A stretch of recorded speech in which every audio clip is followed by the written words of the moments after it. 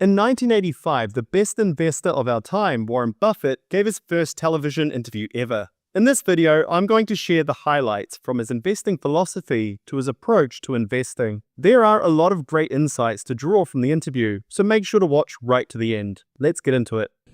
But when I spoke with him last fall in his office in Omaha, he very characteristically made his investment style seem so perfectly simple. The first rule in investment is don't lose.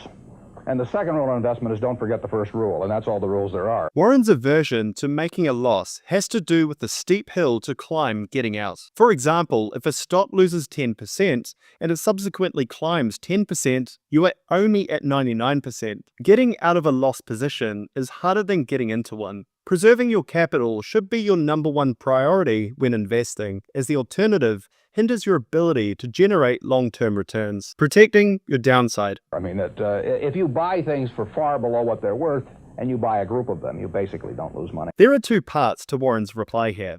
First is to buy stocks for far below what they're worth, and the second is to buy a group of them. On the first point, Warren is talking about the intrinsic value of a stock versus the price it trades for on the exchange. If the intrinsic value, or the true value of the underlying company, is greater than the current stock price, this is what he looks for when he makes an investment. Basically, the market is ignoring the true value of the company. It's like if I put this $20 bill inside an envelope and the stock market was only selling this for $15. Warren would buy this envelope knowing that the market should correct over time back to its true value of $20. The second part of this reply was to buy many of such stocks. Diversification is a key part of investing, as if one company doesn't perform, you have others to pick up the slack. Buffett is basically saying to not have all of your eggs in one basket. If that basket has a hole, your portfolio is doomed to fail. Looking at Berkshire Hathaway today, they hold 46 companies, so he's well diversified. Warren, what do you consider the most important quality for an investment manager? It's a temperamental quality, not an intellectual quality. You don't need tons of IQ in this business. I mean, you have to have enough IQ to get from here to downtown Omaha, but you do not have to be able to play three-dimensional chess or be in the top leagues in terms of bridge playing or something of the sort. You need a stable personality. You need a temperament that neither derives great pleasure from being with the crowd or against the crowd, because this is not a business where you take polls. It's a business where you think. And Ben Graham would say that you're not right or wrong because 1,000 people agree with you. And you're not right or wrong because 1,000 people disagree with you. You're right because your facts and your reasoning are right. Buffett is basically saying here, you don't need a certain qualification or level of intelligence to be a great investor. You just need to have a level head, stick to your own investment strategy, and not be influenced by others. There is a reason why Warren Buffett lives all the way out in Nebraska and not in New York. It's to avoid the market hysteria. Warren, what do you do that's different than 90% of the money managers who are in the market? Certainly most of the professional investors focus on what the stock is likely to do in the next year or two, and they have all kinds of arcane methods of approaching that, but they do not really think of themselves as owning a piece of a business. The real test of whether you're investing from a value standpoint or not is whether you care whether the stock market is open tomorrow. If you're making a good investment in a security, it shouldn't bother you if they close down the stock market for 5 years. Professional money managers are often incentivized to realize short-term gains. When they have a good year, they can go out and attract more investors willing to stump up cash. A great amount of funds under management is a larger pool to charge a proportional management fee to. 1% of $10 million is a hell of a lot better than 1% on just $1 million. Buffett's mentor, Benjamin Graham, who was mentioned earlier in the interview, has a great quote that goes, "In the short term, the market is a voting machine. In the long run, it's a weighing machine." Buffett compares money managers to the voters, buying and selling stock on rumor, news, and speculation, without regard for the underlying business fundamentals driving intrinsic value. Buffett takes a longer-term view, believing the market will eventually correct itself, with the stock price reflecting the company's intrinsic value. All the ticker tells me is the price. And I can look at the price occasionally to see whether the price is outlandishly cheap or outlandishly high. But prices don't tell me anything about a business.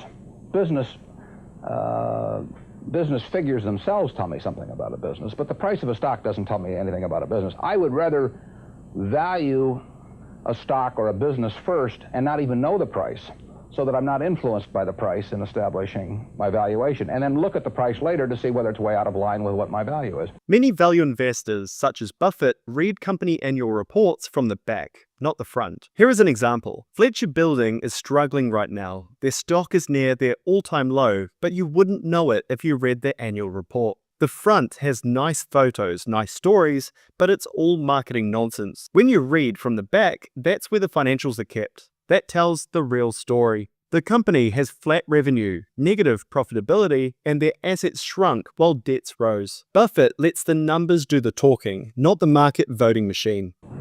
So Buffett chose to stay in this world, Omaha, Nebraska, where corn grows just minutes from downtown. Now, Omaha is a nice town, but nobody claims it's a world financial center. Here, the only thundering herd is actually on 4 feet. Don't you find Omaha a little bit off the beaten track for the investment world? Well, believe it or not, we get mail here, and we get periodicals, and we get all the facts needed to make decisions. And unlike Wall Street, you'll notice we don't have 50 people coming up and whispering in our ear that we should be doing this or that this afternoon. You appreciate the lack of stimulation here? I like the lack of stimulation. We get facts, not stimulation here. How can you stay away from Wall Street? Well, if I were on Wall Street, I'd probably be a lot poorer. You get overstimulated in Wall Street, and you hear lots of things, and you may shorten your focus, and a short focus is not conducive to long profits. And here I can just focus on what businesses are worth, and I don't need to be in Washington to figure out what the Washington Post newspaper is worth, and I don't need to be in New York to figure out what some other company is worth. It's an intellectual process. And the less static there is in that intellectual process, really the better off you are. This is what Buffett was alluding to earlier in the interview, but a bit more forward. Living in Nebraska allows Buffett to focus on his investment strategy and not be swayed by others. He is the world's wealthiest investor, so it obviously has worked very well for him to be removed from Wall Street. What is the intellectual process? The intellectual process is defining your area of competence in valuing businesses, and then within that area of competence, finding whatever sells at the cheapest price in relation to value. And there are all kinds of things I'm not competent to value. Buffett advocates here for only investing in what you know. For example, if you're a medical doctor, you obviously have a deep understanding of the healthcare space. That is your comparative advantage when it comes to investing, as you live and breathe the healthcare sector. You know the business models, the competitors, the new technology affecting the sector, its tailwinds and headwinds, all of these factors which help determine a healthcare company's intrinsic value. You can only determine the value of what you understand. But there are a few that I am competent to value. Have you ever bought a technology company? No, I really haven't. In 30 years of investing, not one? I haven't understood any of them. So you haven't ever owned, for example, IBM? Never owned IBM. Marvelous company. I mean, a sensational company, but I haven't owned IBM. And so here is this technological revolution going on, and you're not going to be a participant. Gone right past me. Is that all right with you? It's okay with me. I don't have to make money in every game. I mean, I don't know what cocoa beans are going to do. There are all kinds of things I don't know about, and that may be too bad. But why should I know all about them? I haven't worked that hard on them. Buffett illustrates his earlier point that despite the market hysteria over technology stocks in 1985, when the interview was taken, he wasn't fazed. He only invests in what he understands, and at the time, he didn't understand it. In the year 2000, the dot-com bubble crashed, which saw the Nasdaq exchange fall 78% from its peak. Had Warren Buffett been swept up in the craze, he would have broken his one rule, to not lose money. In the securities business, you literally every day have thousands of the major American corporations offered to you at a price that changes daily. And you don't have to make any decisions. You have to make, nothing is forced upon you. So there are no called strikes in the business. The pitcher just stands there and throws balls at you. And if you're playing real baseball and it's between the knees and the shoulders, you either swing or you get a strike called on you. If you get too many called on you, you're out. In the securities business, you sit there and they throw U.S. Steel at 25 and they throw General Motors at 68, and you don't have to swing at any of them. They may be wonderful pitches to swing at, but if you don't know enough, you don't have to swing. And you can sit there and watch thousands of pitches, and finally you get one right there where you want it, something that you understand, and then you swing. And so you might not swing for 6 months. You might not swing for 2 years. Isn't that boring? It would bore most people, and certainly boredom is a problem with most professional money managers. If they try to sit out an inning or two, not only do they get somewhat antsy, but their clients start yelling, "Swing, you bum," from the stands, and that's very tough for people to do. This is a great piece from Warren. As a stock investor, you're under no obligation to rush into anything you aren't fully sure of. Sure, they might make money, but Buffett is the tortoise that beats the hare by only striking when he gets the perfect opportunity. Buffett still follows this same philosophy, with Berkshire Hathaway sitting on over $300 million of cash at the time this video is made. Simply, he hasn't had the right pitch to swing at. And as he reiterates, money managers can't sit still, so they tend to engage in the short-run voting machine and following market hysteria. Warren, your approach seems so simple. Why doesn't everybody do it? Well, I think partly because it is so simple. That the academics, for example, focus on all kinds of variables. Partly because by academics you mean professors of right, finance? Yeah, the data's there. In business school? Sure, and the data's there. So they focus on whether if you buy stocks on Tuesday and sell them on Friday, you're better off, or if you buy them in election years and sell them in other years, you're better off, or if you buy small companies. There are all these variables because the data are there, and they've learned how to manipulate data. And as a friend of mine says, to a man with a hammer, everything looks like a nail. And once you have these skills, you just are dying to utilize them in some way, but they aren't important. If I were being asked to participate in a business opportunity, would it make any difference to me whether I bought it on a Tuesday or a Saturday or an election year or something? It's not what a businessman thinks about in buying businesses.